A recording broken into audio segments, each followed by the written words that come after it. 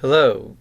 In this video, we're going to talk about to dam or not to dam. It is your ongoing assignment where you're trying to figure out if a dam should be built or not.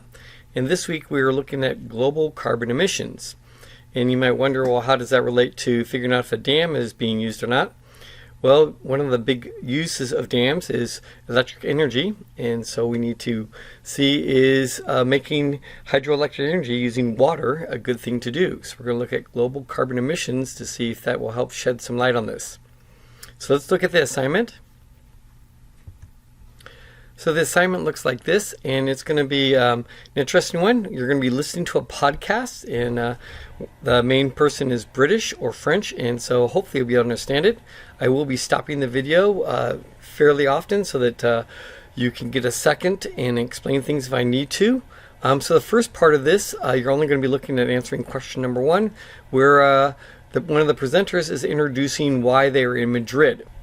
The instructions for the worksheet is you will be picking the best answers on these multiple choice ones. So for each of these, you will pick the best answer. And for the first segment, you're only listening for the answer for question number 1. So let's get started.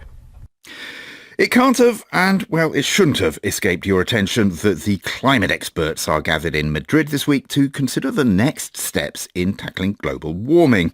After all, that friendly gene seems to have resulted in 7 billion of us collectively stretching the planet's resources. November, we've learned, was as warm as any on record. The decade will be the warmest yet, and it's that time of year when the Global Carbon Budget team tell us about the CO2 that's driving the warming. And as previously, lead author Corinne Le Quéré told me, not only is there more CO2 than before, but we're pumping it out faster than ever. So that's the end of segment 1. Now we're moving into segment 2. So before we start, I want to tell you a little about the main talker, Corinne Le Quéré. So Professor Corinne Le Quéré is Professor of Climate Change Science at the University of East Anglia. Corinne conducts research on the interactions between climate change and the carbon cycle. Corinne is part of the international effort of the Global Carbon Project to provide the latest information about global and national carbon emissions and their interactions among the atmosphere, land, and oceans, including their production places. So she's been doing this for several years, and you'll hear her say that. So she knows what's going on with this Global Carbon Project and the carbon emissions very well, and the interactions between them and the drivers that go with them and the economic processes that drive them. So very knowledgeable.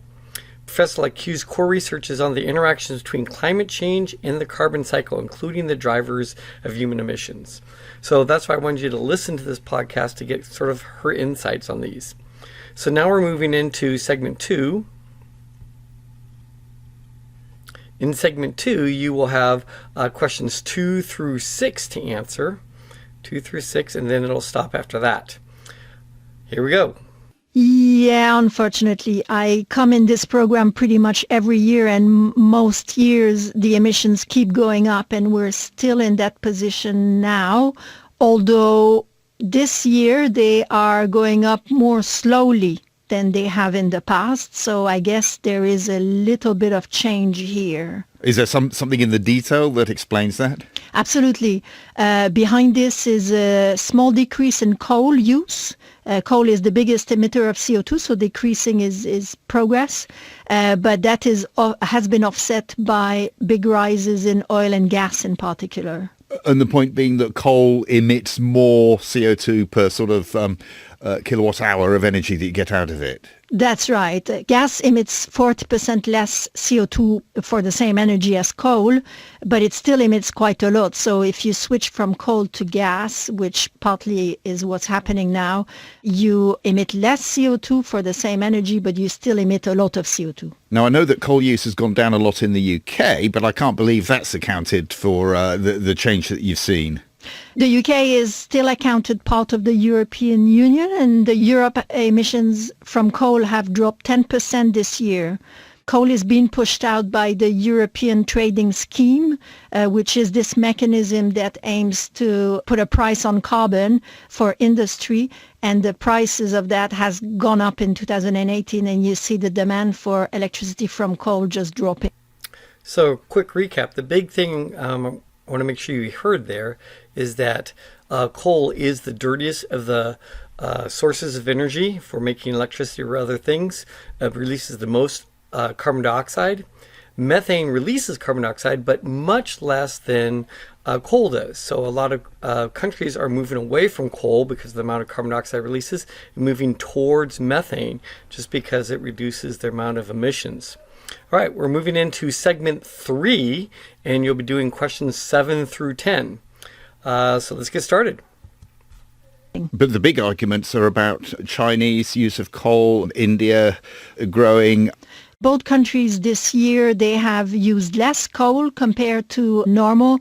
China was a very rapidly growing economy, and that's stabilizing now. So they have had a lot of ups and downs in coal, a little bit pushed down by slower economy and a little bit pushed up by government incentives to make the productivity go up.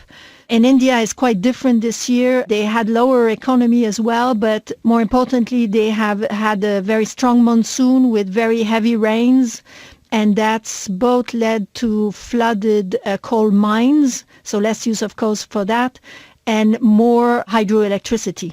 So an unusual benefit there. Indeed. President Trump has sort of marketed himself as the friend of coal in the United States. Are trends in the United States reflecting that? Coal in the U.S. is decreasing as well, 10%, same as Europe this year.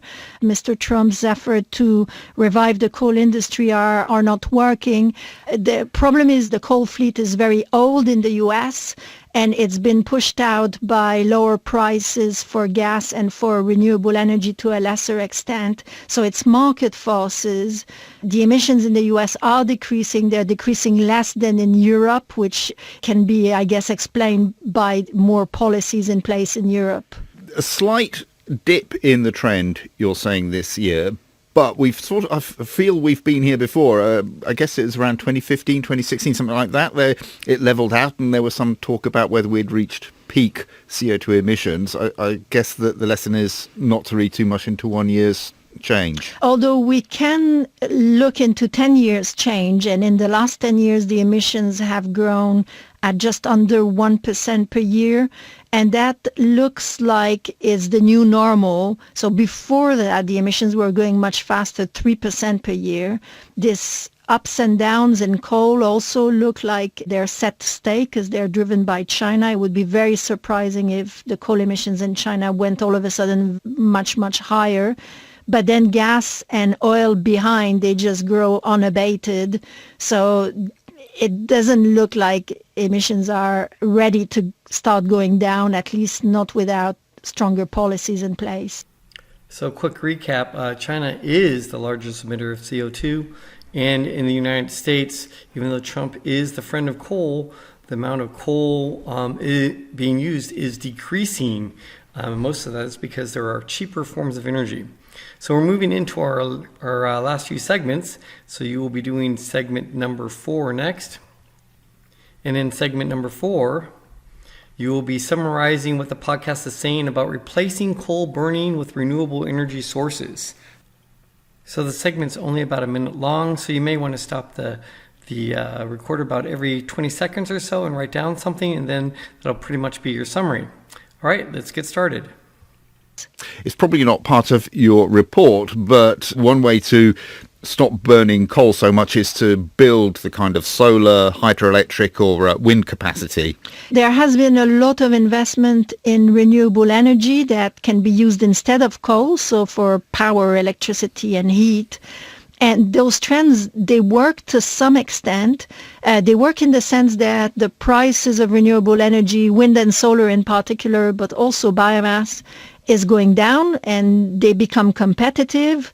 But unless there are some efforts to remove the old technology, so the power plants and cars and boilers and so on, then what happens is the renewable energy grows in parallel to fossil energy. So you really need to have a strategy in place so that one replaces the other for the emissions to go down. So replacing coal burning with renewable sources seems like it is working, and the price of renewables is going down as more money is invested in that. But note that she did not mention very much about hydroelectric, and I'm not sure why. Could be because not every country can do hydroelectric. You have to have running water, a river that can be dammed. It could also be because hydroelectric is controversial because it does provide good renewable energy, but it also causes some severe environmental problems, which is one of the things you're looking at in your project to dam or not to dam. So it is interesting. I'm not sure what's going on. Let's move into our final segment, 5, summarize what the podcast is saying about the importance of countries cooperating. This segment is also only about a minute long, so stop the tape maybe every 20 seconds and write down kind of what is being said, and that can act as your summary. So let's get started. I was looking at some of the old numbers. 1997 would be a good year to start when the Kyoto Protocol was agreed. The idea being to limit the growth of CO2 emissions, and boy, have we failed on that. Well, globally, certainly, but the Kyoto Protocol has led to decreases in emissions in Europe, or at least some cohesion in the effort. I mean, it's a big task, right? We have to get all the countries together. It doesn't matter from a climate perspective where the emissions come from. So really now we have the Paris Agreement in place. Almost all the countries have signed the Paris Agreement, and there are commitments starting to be ramped up. So that's what happens to these international agreements. You often need several iterations of the agreement before you get tangible results. So cooperation seems to be important, right? And you summarize that here. So now we get into our last piece. On June 1st, 2017, the United States President Donald Trump announced that the U.S. would cease all participation in the 2015 Paris Agreement on climate change mitigation. Trump stated that the Paris Accord will undermine the economy, and it puts the United States at a permanent disadvantage.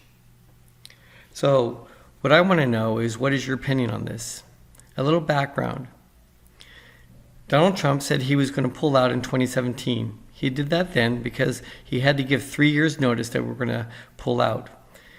We will actually pull out on November of 2020, which is at the same time that Donald Trump will be going through a re-election process in the United States. So it'll be interesting to see how the citizens of the United States feel about this in November of 2020. In November of 21, the United States can reapply for the agreement, and Donald Trump said that he would probably reapply. He just wants a different deal. He does not like the deal that is made right now, where the United States have to give up so much, yet other countries do not. So I want to know, what is your opinion? Should he be pulling out? Should we stay in? What do you think is going on? Well, that will do it for this segment. I look forward to reading your opinion. If you have any further questions, please talk to your science teacher.